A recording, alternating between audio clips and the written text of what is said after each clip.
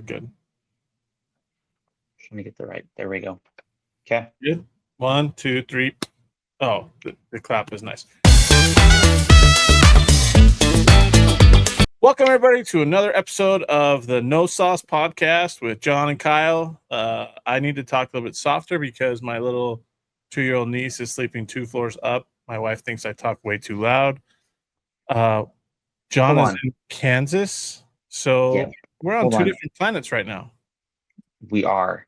However, can we please address that your niece is 2 floors up and your fee-fi-fo fumming is waking her up? Hey, I haven't done one of these when she's been asleep yet, so I don't know if it's actually waking her up. But my wife thinks it will wake her up because of how loud I talk. So, yeah, leave me alone. That's not cool. Don't talk about that. No, hey, it's good. Yes, I'm in Kansas.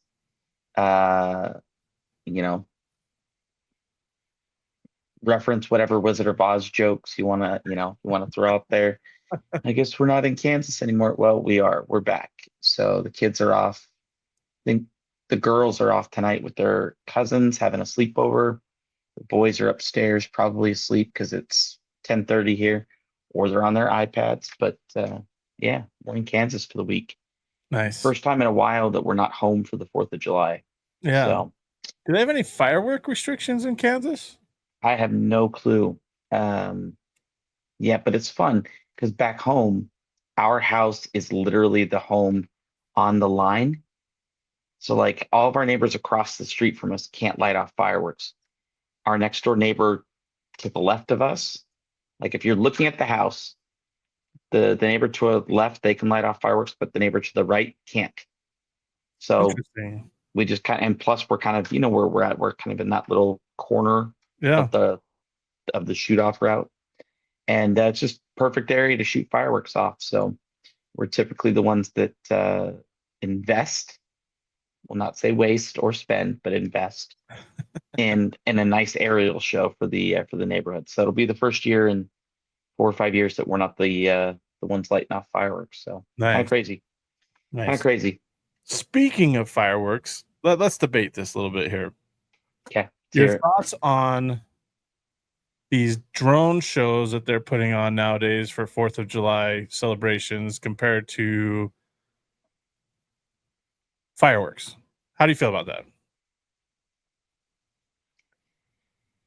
There are some cool ones. There are some cool drone shows. I mean, the technology and what they're able to do amazes me. However, nothing screams American like stealing somebody else's technology and glorifying it. Okay. When you look at the French fry, it's French. The pommes frites, as they would say, amazing. French toast. Okay. Maple syrup. Fireworks. If I'm not mistaken, they're Chinese. Okay. That's where it all kind of started from. I'm not a historian, but I believe I heard that somewhere, someplace in some time. But we have taken it to a whole nother level to be able to throw, some Lee Greenwood in there, some AC/DC, whatever. Throw music into it and light off a bunch of fireworks and just let the inner pyro and all of us go off. That's amazing. Nothing is more American than going to a ball game and at the end of it, sitting there and watching a fireworks display. I could see, at like a football game during the middle of a quarter, they bring out some entertainment. Like BYU obviously does a pretty big show, and they've got fire twirlers and everything. And occasionally, like, bring out drones during a quarter, get people pumped or jazzed or whatever. But to replace a 4th of July fireworks show, New Year's show, it's got to be pretty spectacular. And I do remember, I think it was the 4th, I think it was New Year's. They always kind of do like, hey, here's New Year's in Australia, in Japan, in whatever, and they just kind of go all the way across the globe. I think it was in China or something like that. They had a pretty cool drone show where it was like a dragon, flying through the air. That's pretty cool, but like, no. Local cities, all that kind of stuff. Give me fireworks. any day of the week. Anything else, it just, I don't know, just takes away the luster of the holiday. Yeah, I mean, I understand the PTSD for some, and people that Hmm. are worried about how it affects their pets and stuff. I get it. I have 2 dogs, but like you said, there's just something about celebrating the 4th of July with fireworks. Like that's Hmm. just a I don't even know how to describe it. Like it's just one of those things. And like you said, after a baseball game or a big win or something football wise and fireworks, like there's just something about them that just excites you and gets that blood flowing. And like I said, I respect people with PTSD. I respect people that don't like them, but Hmm. like, Yeah, well, and that's okay. So you bring up a good point. Okay, right? People that suffer from PTSD for, whether it's military veterans, or anybody that's, you know, had an unfortunate event or something like that. That is something that's got to stop. It's like the month of July is just fireworks every single night. Somebody else is lighting off fire. There should be some more restrictions around when you can light yep, those off, like between 100%. what time periods and stuff, because 11:30, 12 o'clock at night is when people should be resting, going to bed, letting people actually sleep. But no, it's July 18th and somebody's like, "Oh, we got the neighborhood together. Let's light everything off we have until 1 in the morning." Like, no, have it like specific nights that those that are, suffering from something like that can plan accordingly. Hey, it's the 4th of July. I'm gonna have headphones on. I'm gonna seclude myself in my house, whatever it may be. I'm gonna protect my pets. You know, luckily our pet at home is like 15, almost 16 years old. She can't hear a thing. So she just sees bright lights and it's like, oh, that's fun. Are you Yeah, guys gonna say something to me? yeah. But no, dude, fireworks is just as American as it comes. I just it If you've never understood how American fireworks are on the 4th of July, mm, um, I'd love for you to go watch the Walk on Water music video that what are they called? Jared Leto put on. Um, like just the video that they have towards that. It's a day in the life of America, and it's all about 4th of July. mhm. It is, and he's flying over like California or something while they're lighting off fireworks just in a helicopter. And it's like, Yeah. this is awesome. Like what's going on. And there's just something that gets you pumped about the fireworks. The Well, restrictions are tough because it's kind of like guns, right? That people are going to go and get them and use them or get them where they're not supposed to or what. That was a bad comparison. yeah, no, They're gonna let's light them let's off, no, regardless of what day it is, just because they're that kind of people, and people yeah. don't necessarily respect the rules that cities put in place. Yeah, it was like last week when Oklahoma City won the NBA Finals. I think while we were recording the podcast, right? Yep. Um, the whole city was like just fireworks everywhere. And it's like, do people just have these stored somewhere? Like to use your analogy, let's liken it back to guns. Like, does everybody just have like a firework vault at their house? Like, oh, Oklahoma finally won something. Let's light it off. Like, I don't know. Maybe they've been I don't holding know. off for a long time since when the Thunder had KD and And Russell and all them. James Harden and Russell Westbrook when they thought they were going to win the championship and they never did. So maybe they've been holding on for a long time. Yeah, it's amazing how some organizations can buy championships and others fail miserably at it. You Hey, know, you know what? It was pretty cool though to see two smaller market teams in it the NBA was. finals this year. So It was. Yep. yeah, Yep. Now, and I was thinking about that the other day of how sucky is it going to be that like it just goes and helps reiterate people's argument that you need these big teams to be into it in order to get the viewership. Because I'm yeah, willing to bet that viewership was down. I didn't watch any of it because I'm not an NBA basketball fan. I've been paying a little bit more attention this week with all the craziness around the draft and Ace Bailey and all that jazz, but like, pun intended, all that jazz. Um, but I'm willing to bet the viewership for the NBA Finals was down, particularly because there wasn't a big market team there. Yeah. And it It sucks. I says mean, that because I says that the 2025 NBA Finals the series averaged 9.3% fewer viewers than the 2024 Finals. yeah. So Now, yeah, and that's where like I wonder, is it simply because they're lower market ones, or is it because people just lost interest in the NBA? I'm going to say both. Yeah. So, but people will spin things however they want, and they will say it's because, well, if the Lakers in it, if the Lakers were there, everyone would be watching it, And I don't buy that. I don't buy that, Well, I mean, I get it because were there really any superstars in there? I mean, Shea Gilgis, Halliburton, kind Tyrese of. Halliburton, but he's not necessarily a superstar yet, right? Like he's Yeah. getting there. Shea Gilgis Alexander, he's getting there too, but they're not at the level Yeah. that LeBron and Jason Tatum and Luca are at, right? Popularity wise, like they're Yeah. getting there, but they're not there. So that probably played a lot into it. Probably. I don't watch the NBA, so I don't care.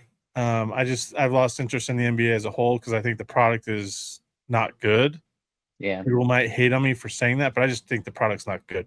I'll go to a Jazz game if I get invited, or I'll go to an NBA game somewhere else if I have time to go in person. It'll be a little bit different, but like it's not.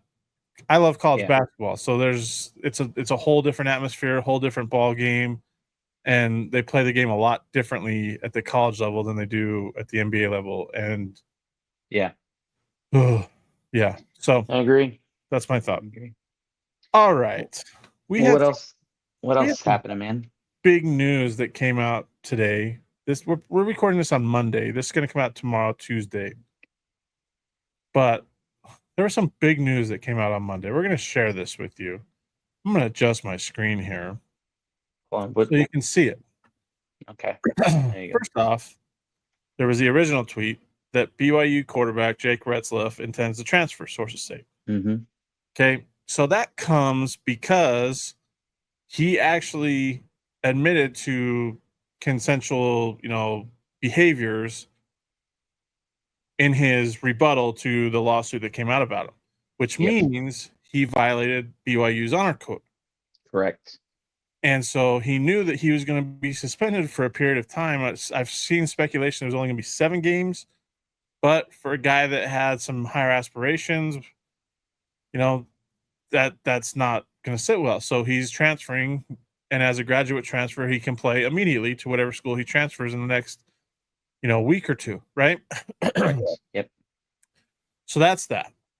Then 5 hours, as you can see, after that news came out that Jake Retzlaff intended to transfer, the woman who accused BYU quarterback Jake Retzlaff of sexual assault in a civil lawsuit, it says here that she has withdrawn her civil case. Mm-hmm. According to some other reports, they both mutually agreed that to drop the case or whatever. Like, Which could potentially or more than likely means that they came up with some sort of settlement that won't be disclosed. maybe. Again, maybe. Yeah. Maybe. So KSL.com, it says attorneys for Retzlaff alleged victim jointly dismissed lawsuit alleging sexual assault. So I don't know what that means. Like, people will speculate that it's going to mean there was a settlement, like you said, between the two parties. Others believe that it's being dismissed because, well, what Jake Retzlaff brought out with the text messages and the statement rebuttal and everything else shows that what the story of this alleged, victim doesn't add up. Right? Yeah. So Yeah. this Well, is a wild story. We talked about this when it first came out. Yeah. Like it's Wild. It's insane. I still I don't want to, comment too much, but I think about the situation of, I mean, I don't know which way you want to dive into the conversation because there's lots of aspects, right? Yep. First and foremost, I think we preface everything by saying like we don't take sexual assault lightly, right? Um, it's a horrible thing that some people actually have to endure and go through in life, and I would not wish that upon anybody. Sure. Um, Absolutely. so first and foremost, there. I also, on the flip side, the false accusal, um, or false accusing, whatever the proper English term is, False accusations. false accusations that have come out in a number of places. Duke Lacrosse. Um, Trevor Bauer Yep. is a big one that comes to mind. Like it, it's just as harmful. And so I'm curious to see what happens if there truly was no sexual assault, knowing that this could hurt him. Because the other thing, the way that the media spins it is, like I saw a headline earlier of Heisman hopeful QB faces sexual allegations. Well, like, how do you think that's gonna hurt his draft stock? It may Yep. hurt where like he's obviously now he needs to go to a new team, you know, because he doesn't want to serve a 7-game suspension or whatever. Like it to have that effect on you as a person, as a quarterback, as a leader for not only a school that you've poured your heart and soul into, but also for your community. I mean, he's Jewish, and here he is at an LDS school trying to show like that faith can come together and create an amazing product and all this kind of stuff. But now that's tainted, and now he's got to fast pick up his life and go somewhere else to continue on a path that a dream of getting to the NFL. Um, that's going to stick with him, whether it's true or not. So that there's that side of it. Now, do you want to go down the honor code side of the conversation? Like, I'll let you kind of drive what you want. Like, the honor code is what the honor code is. But anyways, before I get too far into the soapbox, I'll let you kind of steer us in the direction you want to go there, buddy. I think BYU did the right. This is what had to happen, right? Mhm. And I mean, there was back in the Jimmer days, they were 26-2 or 25-2, 24-2, something like that, and they Yep. lost And then Brandon Brendan Davies, Davies. right? They were ranked number 3 in the country, and they lose Brandon Davies, who admitted to relations, Mhm. outside of marriage, and he got suspended for the rest of the season, which honestly, in my opinion, cost them the Final Four that year Yes. because they did not have a big rebounder or a true big against Florida. That was the only thing that beat them was the offensive glass in that Florida game, or else they go to the Final Four that year. Yep. Harvey Younga got kicked off the BYU football program because he got his girlfriend pregnant.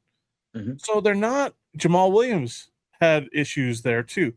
Yep. So they're not they're going to hold you to that standard. The BYU Honor Code. When you sign the contract, your national letter of intent to attend Brigham Young University, that you have to sign this honor code that says one of the major things is the law, the chastity, where you're not going to engage in sexual relations outside of marriage, that's between a man and a woman, right? Mhm. So, I mean, everybody knew that even if he won the case or it got dismissed, if there was any truth to them hooking up, I guess you could say, he was done, or at least going to be Yeah. suspended for a certain time. Like everybody knew that. So Yeah. it was just that situation. I think BYU prepared for it. I think once it all came out, I think they, had to obviously prepare for it. The reality that they were going to be without Jake Retzlaff. Yeah. So it'll be interesting to see what BYU does, but I have no problem with the honor code being upheld here and being the cause of him transferring because he made that choice to do what he did, knowing the rules when he signed on at BYU. People will hate on BYU. People will say they need to change the honor code. Why? Like, Yeah. It's Well, not it's not there to hinder people. It's there to help people make better choices in their life, yeah, right? Because look at what happens. Whether or not it was consensual between this alleged victim and Jake Retzlaff, somebody says something, and now, his life is thrown all over the place because he engaged in that activity, yep, exactly. and like you said, we don't take SA, we don't take that lightly. But you put yourself in that position by making the choices you did and not honoring the honor code that you signed up to represent when you signed on to the scholarship that you took at the university. There's got to be consequences, right? I mean, that's just the way it is. And we've seen superstars at BYU have to deal with those consequences. So Hmm. it kind of sucks because BYU was going to be pretty good again this year. The offense, defense Yeah. was set, Well, right? And and they're and really that's good. and that's where, the other side of things is, um you know, around the actual play. He was an average quarterback, stats wise, but I think there was a leadership role that he provided that I think will affect the team 100%. tremendously. So yeah, let the haters out there, let the, you know, I don't know. There's going to be some fans that are like, fine, get rid of him. Let's move on. Let's get to a better quarterback. But no, I think there's a leadership skill that he brought, a poise that he had. Now we know he couldn't throw a fade route to the corner of the end Uh, zone. yeah. Oh, stupid Kansas game. Um, but as far as the honor code goes, like it's nice to have an institution that will stand by something. Is BYU perfect? No. There's probably other areas where they're not as strict about whether it's honor code or the like a lot of people have thrown around BYU and their NIL. Like, are Yeah. they following all the rules there? Are they playing in the gray area? But overall, I think that's one thing that can actually benefit a lot of players that go there. I mean, you look at AJ, Yeah. right, in the basketball program. One of the big reasons why they moved to Utah in the first place was to get his head away from all the other noise. Yep. And that was one of the things I'm sure that had to go into his decision to go to BYU was, yeah, things were looking up. You got Kevin Young and everything that they've been investing there, Yep. all the NIL backing. But I think also it allows him to be in a place where he can focus. He Yeah. can focus on himself. He can focus on playing basketball. And, I know there were countless posts today about, man, BYU's hurting itself with this whole honor code thing because how many more number one recruits and stuff want to go to BYU? Ryder Lyons is only going to BYU because, well, he's LDS. And it's like, you just don't get it. You don't get it. It's a higher standard of living, Yeah. whether you are LDS, Mormon, or not. It Well, is a higher standard of living that allows you to be more in tune with what's going on in life, and not having to deal with drugs or, anything sexual or that's anything the like that. thing is like with Ryder Lyons and with these other big recruits that they've signed on, they're all going to serve LDS missions. Hmm. So when you go to what do you people think when you say that they're losing these top recruits? No, these top recruits are going to BYU partly, and I shouldn't say partly. Big reason why is because it fits their faith. Yeah. They're not going to be. They're going to have teammates that are going to say, "Hey, let's go get drunk, or let's go to this party, or go to that party." They're going to have teammates that are keeping them on this straight and narrow that they've been raised up and that they believe in Yep. all their life. And so that's why they go to BYU. It has nothing, I should say, that's part of the reason. The NIL Part money of is it. Yeah. probably there, but that's probably 50% of their reasoning, maybe even more, that they're choosing BYU is because they want to be focused on family, faith, football, and I probably would Yep. say those three things in order, Yeah. right? I Now, mean, now, why else now would they brings the go on a question, mission Kyle. if they didn't believe what they believe and the faith that they have before they could go be starters at a Division I football program. Yeah. But what I what do mean, you make of the argument though that like BYU is not serious about being national champions or that's not national true. contenders? That's No, not true. I'm just, how do you answer that? How, because I think there is a part of that, right? If you want to attract the best talent and everything, But the how best do you doesn't always balance that? win. The best talent doesn't always win. It's not about the talent, okay? And I say that with all due respect for teams that have won championships. I don't think UConn was the most talented team those years that they won back-to-back titles. Disciplined. You know, they had a coach who made adjustments. They had guys that played hard, knew their role, and played it to perfection. That's what they had. They had guys that were going to outwork you. They had talent, but it wasn't the best talent, right? Florida this year didn't have the best talent, right? Yeah. But they just True. hit shots and they made plays and they adjusted on the fly, you know, and they just did what they did best as a team. Mhm. BYU goes 11-2 last year. Was it 11-2? It was 11-2. 11-2 last Kansas year and in Arizona. football. They Yeah, didn't have the Arizona most State. talented team. They didn't Mhm. have the fastest team. They didn't have the biggest, strongest team. Nope. They just played their roles well. You had Yeah. Parker Kingston, who is a great kick returner and could be a flash of lightning as a wide receiver slot. You know, you had Chase Roberts, who's one of the most sure-handed wide receivers that come through BYU. You had Yeah. LJ Martin. You had guys that made plays defensively. Same thing. Yep. You just did it Mhm. well. Arizona State last year. You know, they won the Big 12. They weren't even expected to be there. Well, it's because they But had big-headed Scattaboo. they did, but he wasn't on anybody's radar No, until the season went on, right? he was So just a man that was it's not crazy and about on a the best mission. talent. It's about I love it, a Utah Valley guy told me this. A Utah Valley assistant coach Todd Okeson told me this because I asked him about recruiting. You know, they're not going to challenge for national championships. They're just so small mid-major, right? They don't have a Yeah. lot of NIL money, but yet they won 25 games last year. 2 years ago, they won 28 games and went to the NIT Final Four. You know, they won two WAC regular season titles in the last 3 years, right? How do they do it? And he's like, we want to recruit talented guys, but we have to recruit the right guys.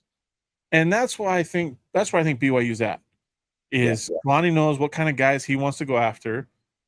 They're putting up money now that they can with his NIL. Same with Kevin Young. You know, they got resources all over in that basketball program. But they're going to be a top 5 basketball team to start the season. Yeah. Like people don't realize that. They could compete for a national title this year. And it's going to be like that as long as Kevin Young's at BYU because they're going to see what AJ can do. They're going to see what these other young guys can do. We're going to be NBA draft picks. Yeah. And they're going to be like, well, let's go to BYU, right? I think there's a total investment in both football and men's basketball because those are your flagship sports. And I think it's everything else is feeding off of both of those right now. You know, their cross country teams, track and field, whatever, they're really good. Baseball's getting back. Softball has always been there. Women's soccer has always been there. The volleyball teams are always good. So The dance teams. this whole thing where people say, well, they're going to lose out. It doesn't matter. Yeah. Look at BYU under Lavelle Edwards, man. They didn't have all the top recruits coming to BYU, but yet they still won a ton of games. You know, Gary Crowton had a couple good years. Bronco had good years. You know, Kalani's had great years. BYU will be there in the mix year in and year out in sports. It doesn't matter. It's just people want to hate on BYU because, oh, you lose your starting quarterback because he, you know, fooled around. Yeah, well, he knew the rules. He knew what he was doing when he did it, you know, and he obviously thought that it would never come out in the limelight, which it probably shouldn't have because she shouldn't have filed the suit, you know, based off everything we've read. But it did, and he has to pay the consequences, just like other superstars have had to pay the consequences. So, I mean, like we said, Harvey Unga, the all-time leading rusher at BYU, got kicked off the team because he hid what he did, right? So it could happen to anybody. But yeah, I don't think BYU is going anywhere in athletics, to be honest with you. So Yeah. Yeah. No, I think we'll persevere through it all. But I always throw that out there because I hear that argument and it's like, and I'm used to like, the 90s and stuff where yeah, we won the one championship and then after that it was like no matter what, like we weren't going to, we weren't going to do anything. So I'm just kind of used to those days. But now I look at all of the, the talent that does want to come and even talent of, kids that are within the church, right? yeah. And you're constantly seeing BYU listed up there as like on people's finals lists. Do they always choose it? No. Sometimes it's Oregon, sometimes it's USC, sometimes it's Old Miss, But sometimes the it's fact wherever, that right? But BYU's in the mix with those teams just says it all exactly, right there. it tells you something, right? Yeah. Yeah, 100%. Yeah. So Well, the other thing too, for quite a while there, for maybe a decade or so, um, maybe a little bit longer than that, I'm your still here. camera your camera went out. I'm still here. Sorry, I was just checking my messages and stuff. Well, quit checking Um, your messages on your phone. We're well, no, talking I here. was gonna check because I wanted to see if this one guy had messaged me back. Because Put on do unlike not you, disturb. I may have some sources into the football team. Anyways, but Well, you can I think just it started. disregard that. I think it started when Gary Croton took over, where LDS kids started.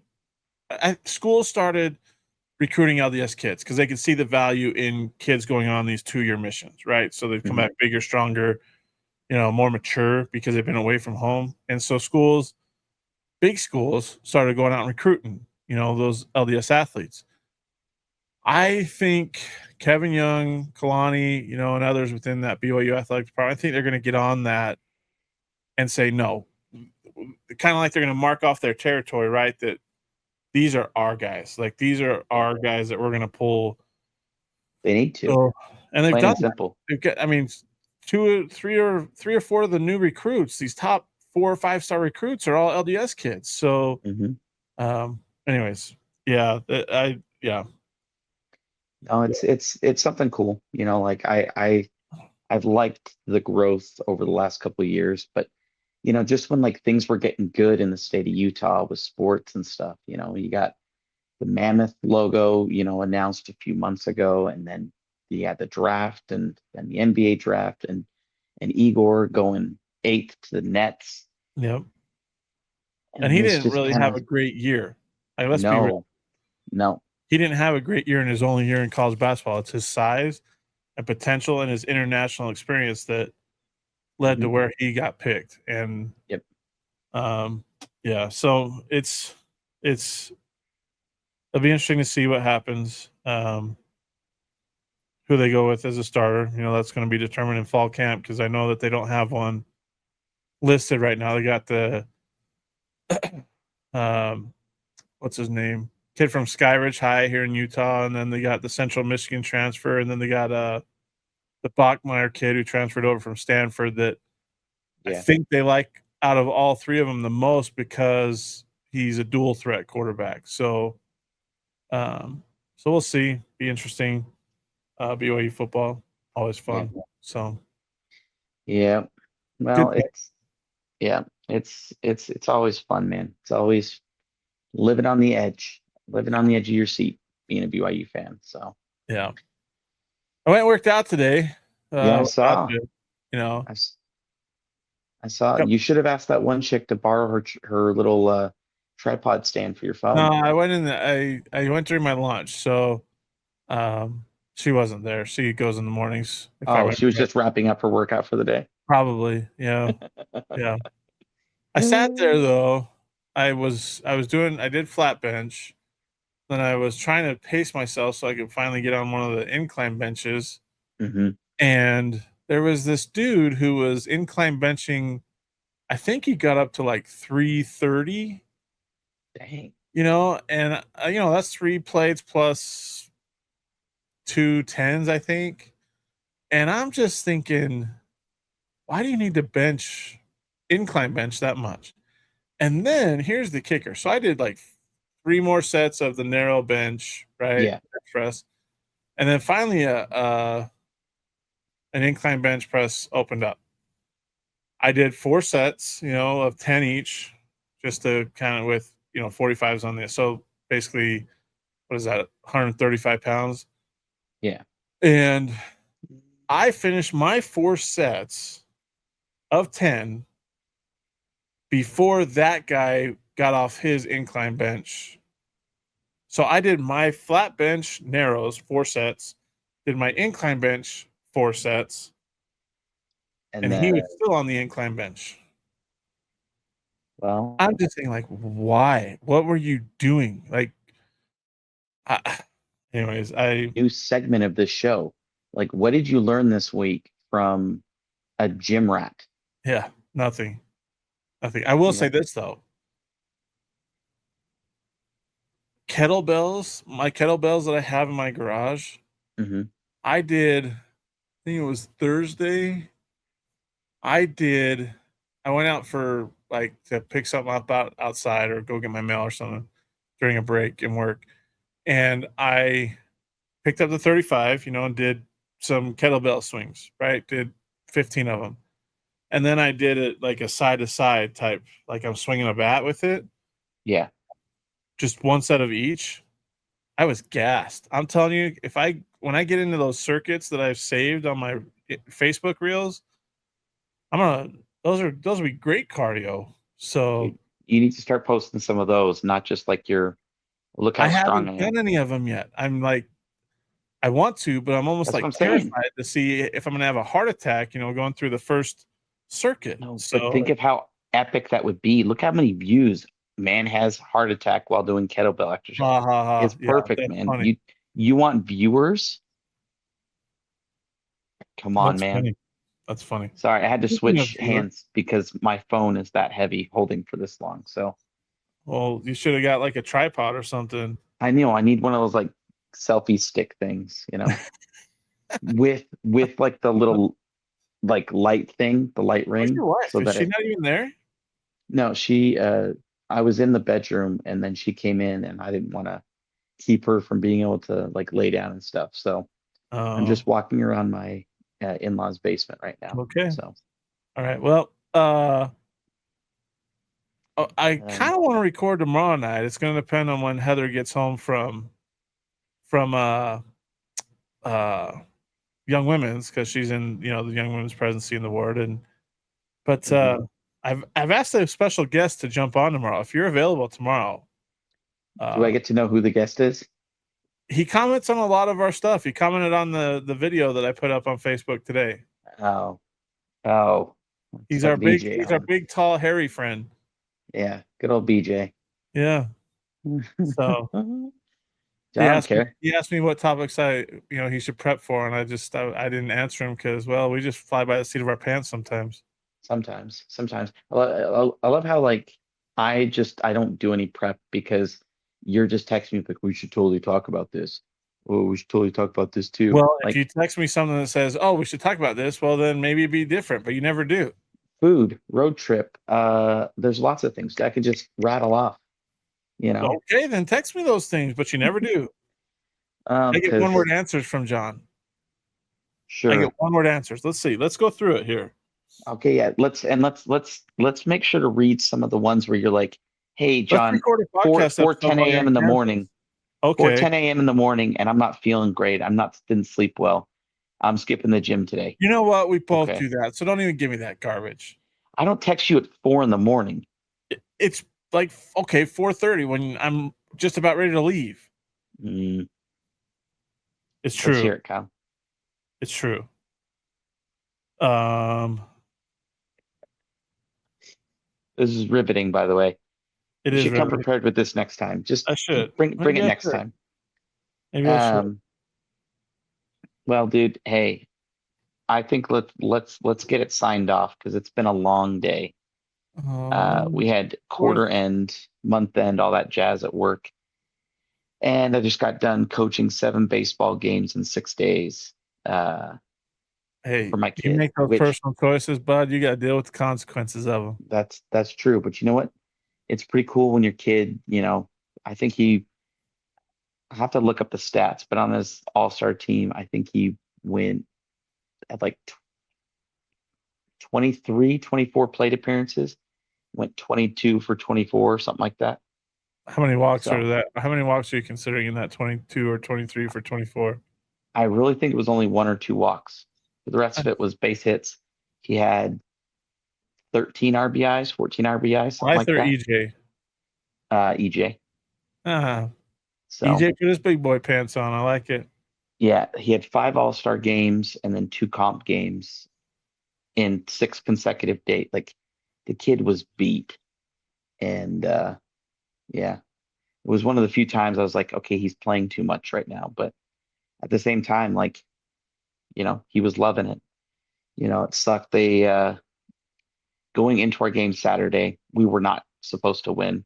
It was a rematch against this Harriman All-Star team that had um, some really good pitching, and we also were down a coach, so it was just me and one of the other kids. So we were down to 9 players, and we'd gotten whooped bad on Monday when we played them, but we ended up taking it. Had a 3-run lead going into the last inning, and unfortunately, just a couple plays that didn't get made that resulted in 4 runs, and they walked it off. But Yeah, still proud of the kids. So it's a nice, long week for them, but it was good. nice. But anyways, I'm tired. Fine, You know, everybody. We're going to sign off on this episode of the No Sauce podcast. Speaking of which, hit the like and subscribe button. We'd love if you would subscribe to the it's right down channel. there, kind of that way. Go follow our Facebook page. I wish John would invite all his friends to, and follow it and like it, because see, I've invited my friends, Oh, and that's all that who's followed and liked it so far. So John needs to get on his part yeah, and I do have his thing. Kyle. I have. So You can go look at it later. maybe I will look at it later. I'll go share it again, with the world. Anyways, everybody, thanks for tuning in. We'll see you on the next episode.